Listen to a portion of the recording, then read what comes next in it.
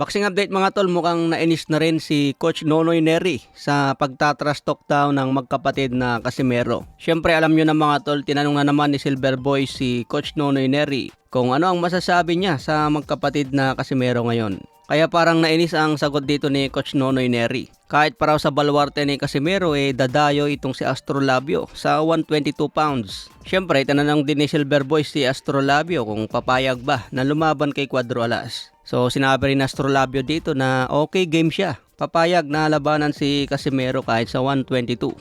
Tinatrash talk kayo ah. Oh. Ano masasabi mo? Hamunin natin yan sila. Oh, Kahit sino. 122. 122, kahit saan lugar nyo. Oh. See you.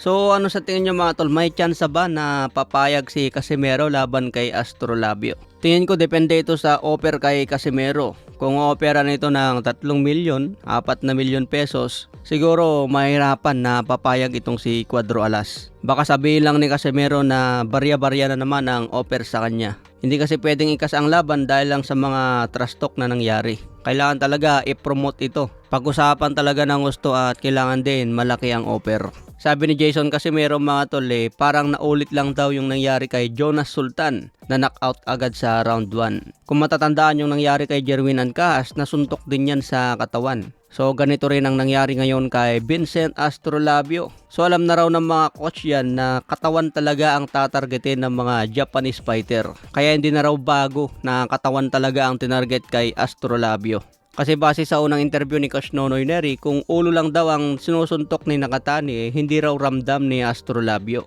Kaya raw tanggapin ang suntok niya kasi magaan. Pero maraming fans ang nagsasabi na ilang ulit na raw lumaban yung mga Pinoy dito sa Japan at natatalo tayo sa body shot. Kaya dapat lang na handa raw dun si Astrolabio sa body shot na yan. Kasi hindi naman puro ulo lang ang patama ng suntok. Isang magaling na fighter si Nakatani, pound for pound, hindi naman pwedeng ulo lang ang targetin yan. Talagang lahat ng sulok na opening, tatargetin yan. Tingin ko mga tol, parang nangaasar lang si Jason Casimero, no? Kasi syempre hawak ng MP promotion si Astrolabio. Tapos may konting alitan sa kampo ni Casimero at MP. Kaya nangasar si Jason Casimero tuwing natatalo ang MP fighter.